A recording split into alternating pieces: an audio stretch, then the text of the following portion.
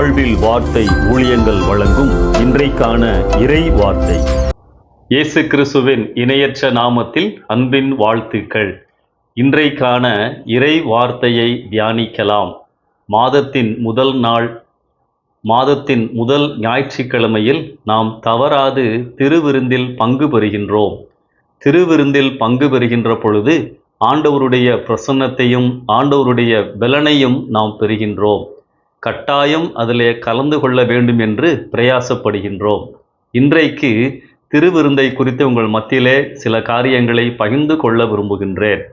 கர்த்தருடைய பந்தி அல்லது திருவிருந்து முதலாக நமது ஆண்டவர் இயேசு கிறிஸ்து மரணம் அடைவதற்கு முந்தின நாள் ஆசரிக்கப்பட்டது. அது பஸ்கா பண்டிகையின் திருவிருந்து. பஸ்காவை ஆசரிக்கும்படி கடவுள் யூதர்களுக்கு கட்டளையிட்டிருந்தார். நம்முடைய பஸ்காவாகிய கிறிஸ்து நமக்காக பலியிடப்பட்டிருக்கிறாரே என பவுலும் 1 கொரிந்தியர் 5:7 எழுதுகின்றார். எனவே கிறிஸ்தவர்களாகிய நாம் பஸ்காவுக்கு பதிலாக கர்த்தருடைய பந்தியை ஆசரிக்கின்றோம். பஸ்கா பந்தியை ஆசரிக்க இயேசு கிறிஸ்து கட்டளையிட்டார். பவுலும் 1 கொரிந்தியர் 11 23 முதல் 26 வசனங்களில் வலியுறுத்துகின்றார். மத்தேயு, மார்க்கு, லூக்கா மற்றும் 1 கொரிந்தியர் ஆகிய 4 புத்தகங்களிலும் சொல்லப்பட்டவைகளை சேர்த்து இவ்வாறு கூறலாம்.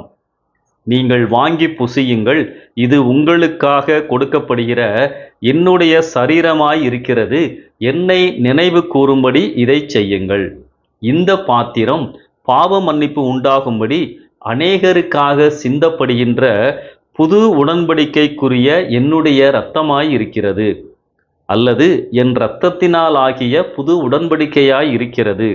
நீங்கள் இதை பானம் பண்ணும் பொழுதெல்லாம் என்னை நினைவு கூறும்படி இதை செய்யுங்கள். இங்கே இயேசு கிறிஸ்து புது உடன்படிக்கையாய் இருக்கிறது என கூறுகின்றார். அப்படியானால் ஏற்கனவே பழைய உடன்படிக்கை உண்டு. புதிய உடன்படிக்கை என்று சொன்னால் பழைய உடன்படிக்கையும் இருக்க வேண்டும். முதலாம் உடன்படிக்கை அல்லது பழைய உடன்படிக்கை இஸ்ரவேல் மக்கள் எகிப்திலிருந்து கடவுளால் விடுவிக்கப்பட்டு கானான் செல்லும் வழியில் சீனாய் மலையில் ஏற்படுத்தப்பட்டது. இதற்கு நடுவர் மோசே. முதல் நபர் கடவுள், இரண்டாம் நபர் இஸ்ரவேல் மக்கள். யாத்ராகமம் 20 உபாகமம் 28 இந்த உடன்படிக்கையின் சாரத்தை காணலாம். கீழ்ப்படிந்தால் ஆசீர்வாதம், கீழ்ப்படியாமல் போனால் சாபம். இதுதான் இந்த உடன்படிக்கையின் நிபந்தனை. உடன்படிக்கை என்றாலே குறைந்தபட்சம் 2 நபர்கள் இருக்க வேண்டும். பழைய உடன்படிக்கையிலே கர்த்தரும் இஸ்ரவேல் மக்களும் இருந்தார்கள்.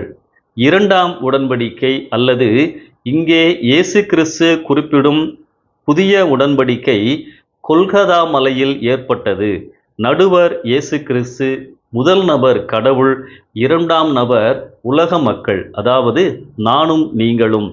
இந்த உடன்படிக்கை கடவுள் உலக மக்களோடு ஏற்படுத்திய நிபந்தனையற்ற உடன்படிக்கை ஆகும். இதன் சாரம் கிருபை. விசுவாசத்தின் மூலமாக பெற்றுக்கொள்கின்றோம். கடவுளையும் மக்களையும் இணைக்கும் பாலமாக மாறும்படி இயேசு இங்கே சிலுவையிலே பலியானார். புதிய உடன்படிக்கையில் இயேசு கிறிஸ்துவை விசுவாசிக்கும் பொழுது, அதாவது அவர் எனக்காக என்னுடைய பாவங்களுக்காக சிலுவையிலே பலியானதை விசுவாசிக்கின்ற பொழுது பாவ மன்னிப்பை பெற்றுக்கொள்கின்றேன். கர்த்தருடைய பிள்ளையாக மாறுகின்றேன். கர்த்தருடைய பந்தி என்பது நாம் பாவ அறிக்கையுடனும் மனம் திரும்புதலுடனும் கிறிஸ்துவின் மரணத்தை நினைவு கூறும் வேளையாகும். இயேசுவின் மரணத்தையும் அதன் மூலமாக நமக்கு கிடைத்த ஆசீர்வாதங்களையும் நினைவு கூறும்படி இயேசு கிறிஸ்து கட்டளையிட்டுள்ளார். இந்த திருவிருந்து 3 காரியங்களை அடையாளப்படுத்துகின்றது. முதலாவது, திருவிருந்து விடுதலையின் அடையாளம். பஸ்கா எகிப்தின் அடிமைத்தனத்திலிருந்து விடுதலை. கிறிஸ்துவின் மூலமாக பாவத்திலிருந்து விடுதலை, மீட்பு திருவிருந்து. இரண்டாவது, தொடர் விசுவாச வாழ்க்கையின் அடையாளம்.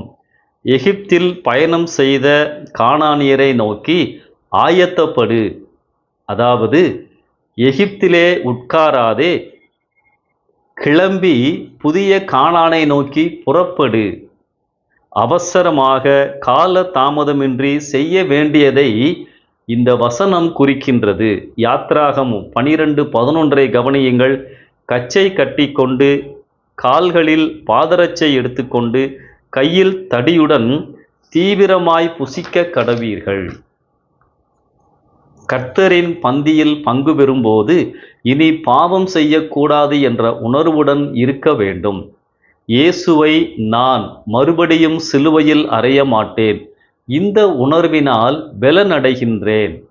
என்னை நினைவு கூறும்படி இதை செய்யுங்கள். மூன்றாவதாக, திருவிருந்து ஐக்கியத்தின் அடையாளம். இயேசுவோடு உள்ள ஐக்கியம் மற்ற விசுவாசிகளோடு ஐக்கியமாய் இருக்க நமக்கு உதவுகின்றது. கர்த்தரின் முன் அனைவரும் சமமே. கர்த்தர் நம் அனைவருமே ஒரே விதமாகத்தான் பார்க்கின்றார்.